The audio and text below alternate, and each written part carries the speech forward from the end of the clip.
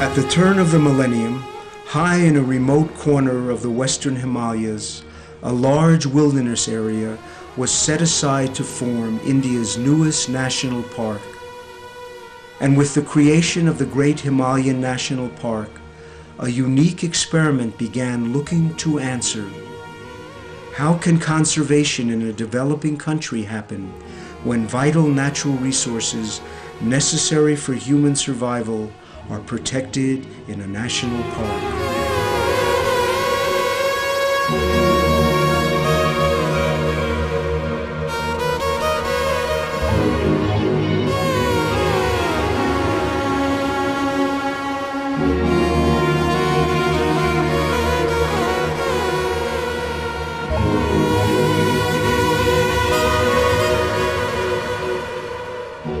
This is the home of the western tragopan, one of the most endangered and spectacular pheasants on our planet. The local people call them Jujurana, king of the birds, because of their magnificent plumage. Jujurana is a symbol of the Great Himalayan National Park, not just for its beauty, but because it also represents the environmental, social, economic, and political challenges of protecting something rare, valuable, and wonderful. The park is one of the few remaining protected areas in the Western Himalayas and is representative of many distinct plants and animals. Some very rare, others found nowhere else in the world. It is the home of endangered mammals like musk deer, snow leopard, and serow. Along with Jujurana, the forests support other spectacular pheasants, including monal, koklash, kalij, and the endangered cheer. Since time immemorial, this rich biodiversity has also been part of the sustenance of the local mountain people. In the past, the park's forests provided cedar and pine for building and fuel, mountain pastures and fodder for cows, goats, and sheep. Plants and birds offered valuable products for distant markets, and large mammals were hunted for food and their pelts.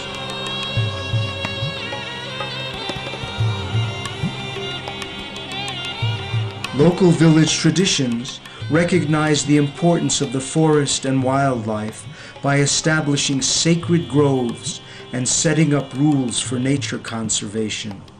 Now, as population and modernization pressures in India increase, as roads and dams bring both benefits and degradation to the environment, the balance of nature in the Western Himalayas is under increasing threat.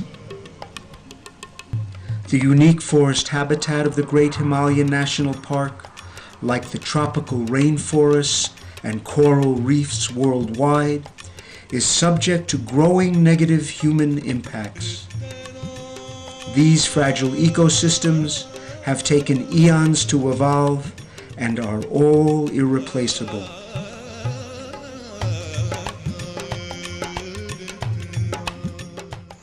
Before creation of Great Himalayan National Park, there were about 4,000 to 5,000 people who were going for herb collection in that designated area, and there were about 20,000 to 25,000 sheep and goats of the local people. They were there for grazing. So all this was enhancing the biotic pressure on the park. Since 1999, that is creation of Great Himalayan National Park, the access of local people was stopped in the park area. They were paid compensation. That means this money was to purchase their rights of herb collection. For grazing, they were told that they will be given separate and other sites for grazing outside the park. So closure of park to the local people means conflict between the local community and the park. The park administration was told to keep the people out from the park area, while the local people who were going into the park for ages, for several generations, they resented it a lot.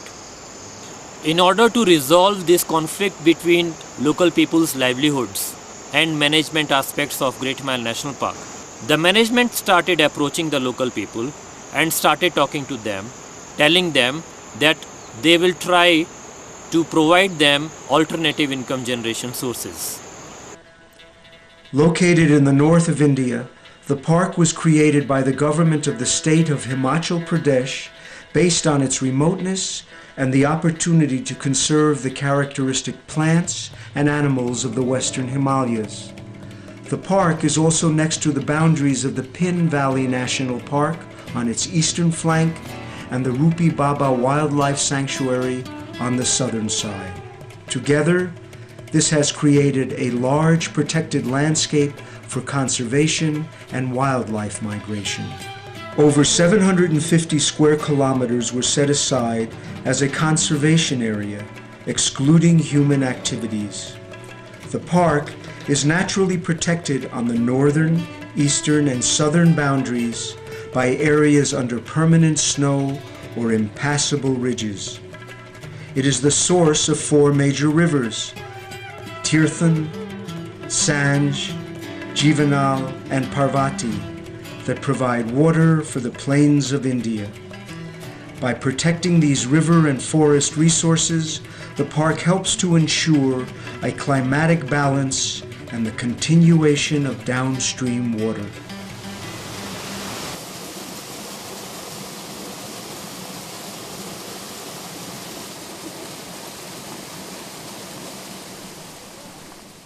At the lower elevations, one finds subtropical forests of walnut, horse chestnut, and poplars. Here live giant Indian flying squirrels, goral, Himalayan palm civet, Kalij pheasants, thrushes, and magpies. Between 2,000 and 3,500 meters, temperate forests dominate. Majestic deodars rise proudly. Stately oaks spread their gnarled branches, and fir and spruce trees add their fragrance. The steeper slopes and ridges are the home of large mammals. Himalayan thar dance from rock to rock. Himalayan black bears search for honey. Pheasants forage for tubers. Above 3,500 meters, trees give way to rolling alpine meadows, splashed with a diverse variety of tiny flowers and medicinal herbs.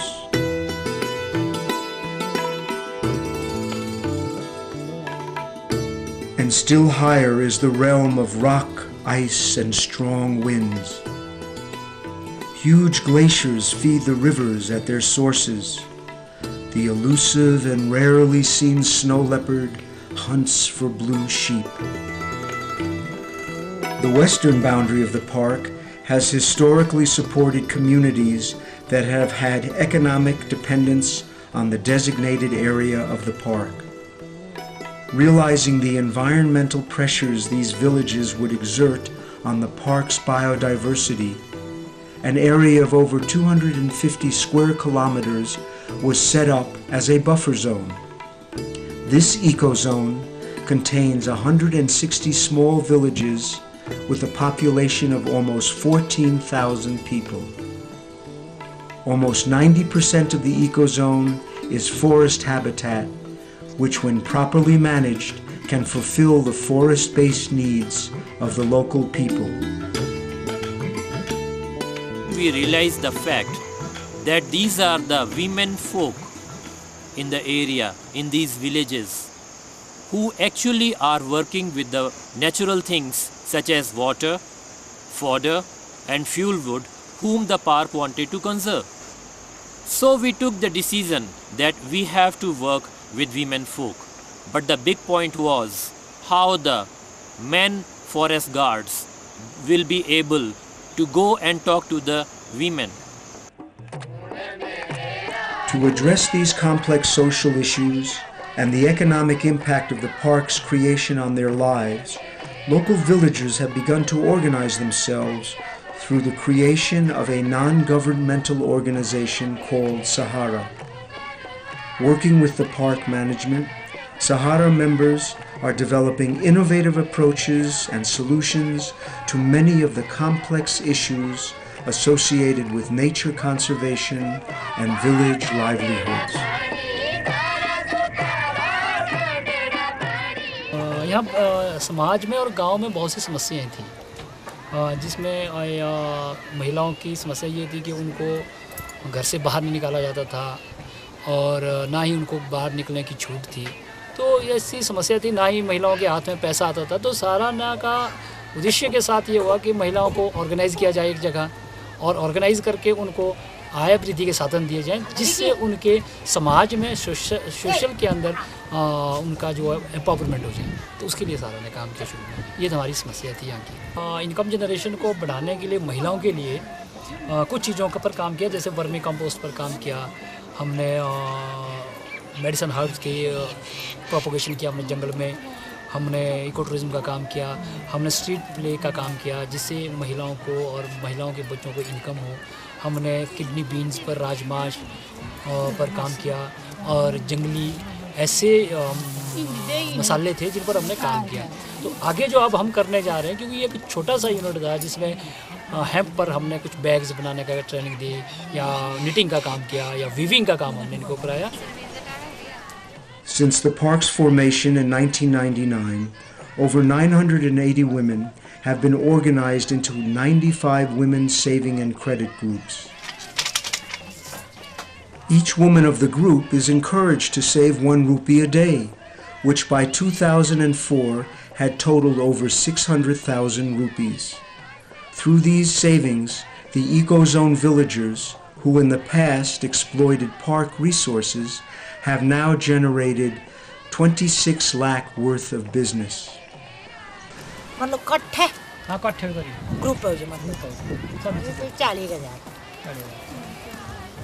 Though the park is now off limits to resource exploitation, it still offers wonderful opportunities for people to visit and experience nature. As part of income generation efforts for local villages, ecotourism is being developed for trekkers from India and abroad. The park's natural beauty and opportunities to view wildlife in its varied ecological zones offer unique Himalayan wilderness experiences. The park also has specific guidelines and rules for visitors to ensure protection of its fragile environment.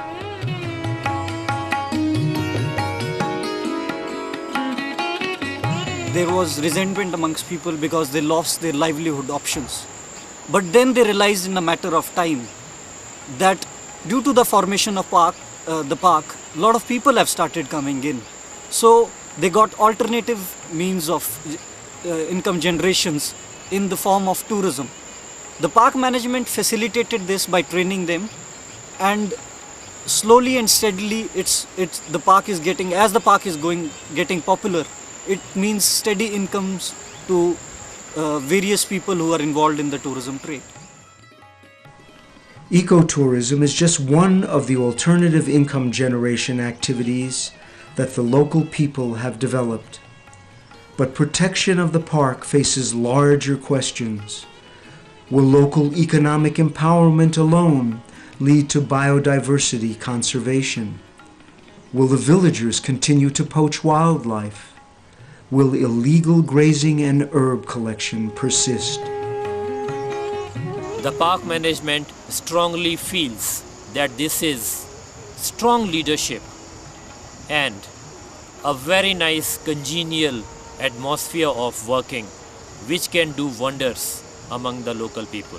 At Great Himalayan National Park or for whole of India, biodiversity conservation is an issue based on people and not on biodiversity itself. If we want to conserve biodiversity, we have to put people first. दो तीन चीज़ों पर हमने काम करना शुरू कर दिया। एक हमने महिला और बच्चों के स्वास्थ्य पर हम काम कर रहे हैं। हमने इसके लिए डॉक्टरों से भी बातचीत की और हमें कैंप लगाते हैं इसके कि जहाँ वहाँ उनको ट्रेनिंग देते हैं। साथ में लड़कियों को स्कूल, सभी बच्चियाँ स्कूल चले जाए, इसके लिए महिलाओं के ग्रुपों में जा कर के अवेयरनेस कैंपेन चलाते हैं। और जो हमारा स्ट्रीट थिएटर का जो प्रोग्राम है उसके अंदर ये सभी चीज़ें हम ले जाते हैं।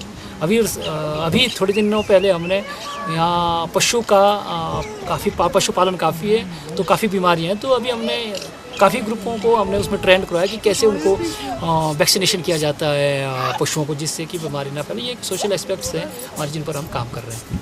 दवाई वगैरह कोई जरूरत पड़ना तब तुझे रखो क्या पड़े तो ठीक पोजीशन बनी अपनी ठीक पोजीशन बनी अपनी बच्चे हाँ शोर जितना पड़ी भी ते तुझे कोई जरूरत पड़ी ते रीते गाड़ी आप म्हणजे गलबात करी संग एक दूसरी जरूरत करी मतलब पूरी ना ते तरी फायदा।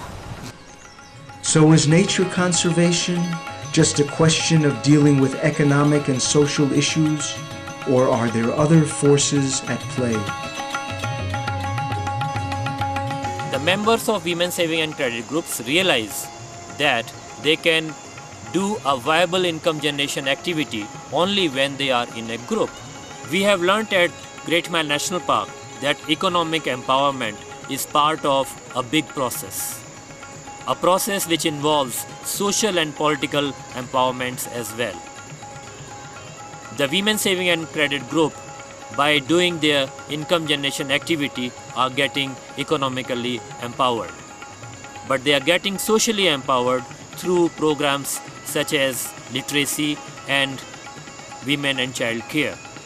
At the same time, their participation at panchayat level is empowering them politically. The voice of poor is heard, and the poor can also make a choice in spending the money or the budget that comes to a panchayat.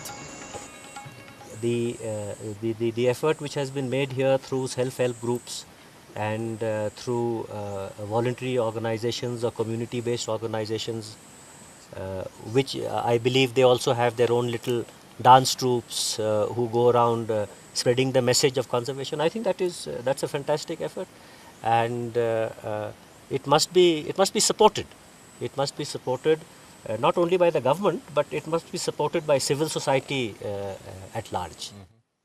So one of the things that the park is trying to do, which I celebrate and I applaud and hope to contribute to in some small way, is create sustainable livelihoods for those people that have been excluded from the park for whatever they were taking, wood, animals, herbs.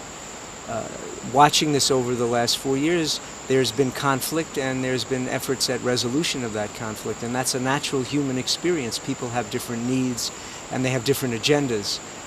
But India is doing a great thing by setting aside an area of over 750 square kilometers as a national gift to the people themselves of India, and as I've said, to the world really. So this is to be celebrated and congratulated, and also realize that it's not an easy thing to do because of all these conflicts. Are all these goals with so many intertwined factors and issues achievable? No one can question the need to improve the quality of life for impoverished people living in the ecozone. At the same time, we have an obligation to recognize the value of this wondrous habitat and speak for the animals and plants that can't defend themselves. The spiritually renewable values of what nature offers should also be respected. In order to protect the extraordinary beauty of the Great Himalayan National Park, the long view is needed. It will take patience and continuous effort to overcome obstacles, along with dedicated leadership from park, government, and village women and men.